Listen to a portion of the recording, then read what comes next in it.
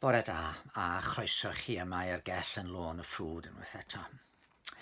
Byddwch chi'n hoffi darllen tybed? Da ni'n byw mewn oes weledol iawn lle mae cymaint y digwydd ar y cyfryngau fel ffilm, teledu a YouTube a'r cyfryngau ar y we. Tase'r pandemig yma wedi digwydd 20 mlynedd yn ôl, yr unig ffordd byswn i wedi gallu rhannu'r myfyrdodau hyn efo chi, mae'n siŵr byddai ysgrifennu nhw a'i postio nhw allan. Ac felly dydw i ddim am ddilorni'r cyfrwng o gwbl. Ond mae darllen yn brofiad chydig bach yn wahanol yn tydi. Pan o'n i'n ifanc, doedd yn iechyd i ddim yn wych iawn, ac felly o'n i'n treulio llawer o amser adre yn yng ngwely. Efallai mae dyna pam mod i wedi dod yn dipyn o ddarllenwr.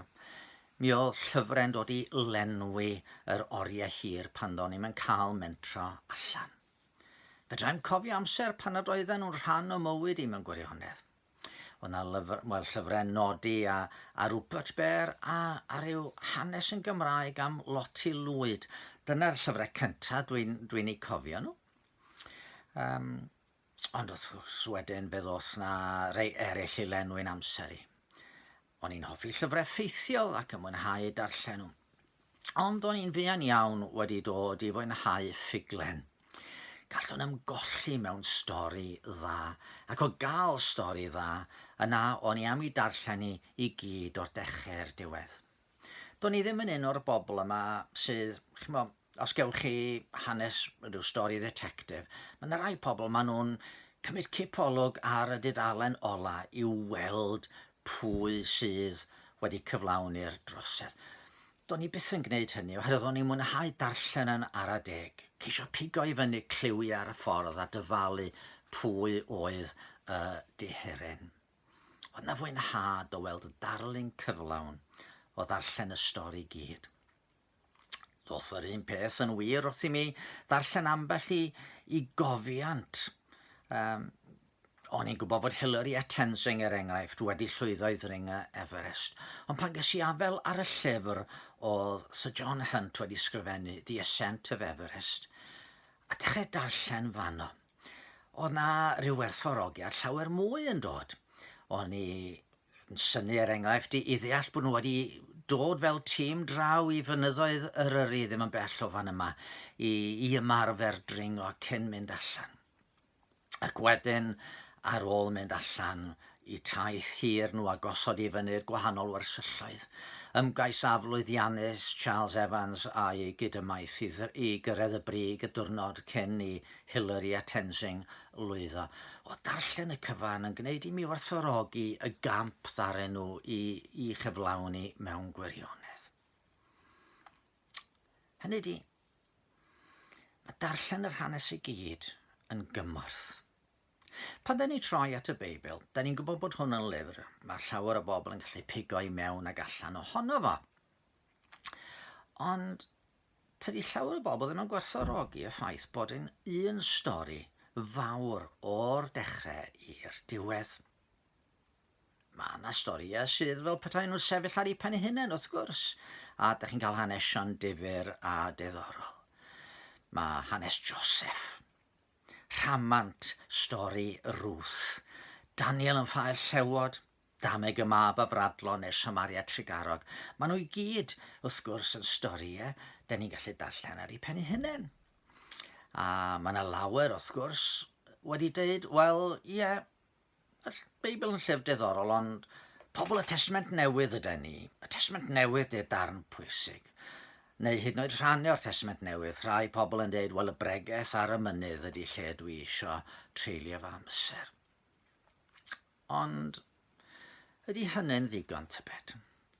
Fyddech chi ddim yn mwynhau cyfrol olaf cyfres Harry Potter gymaint, na gwerthfawrogi'r gyfeiriadaeth, bod ni'n stori yn sefyll ar ei phen ei hunan. Fyddech chi ddim yn gallu i deall yn iawn, heb o'ch bod chi wedi mynd ati i ddarllen y cyfrolau cynt a dod i adnabod y cymeriadau.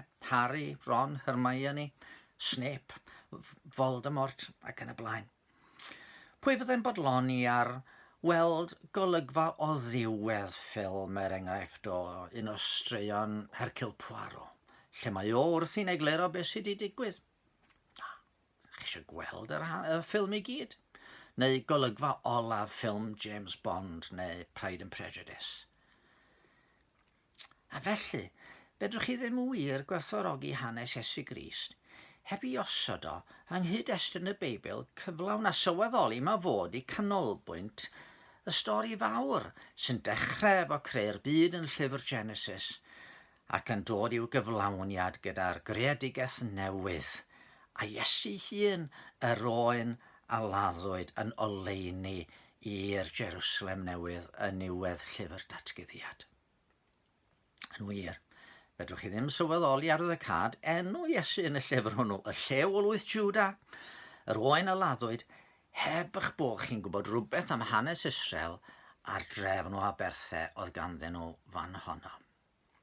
Mae'n wir fod rhai rhannau o'r Beibl yn anodd i'w darllen, mae angen dyfal barhad, ond pan ydych chi'n gweld y cyfan yng ngoleuni be ddydodd Iesu hun. Oedd o'n deud wrth y Phariseaid pan oedden nhw yn ei herio fo.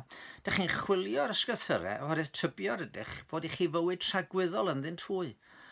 Ond tystiolaethu amdana fi y mae'r rhain. A cyfeirio at yr Hen Testament oedd o. Fi di canolbwynt y cyfan.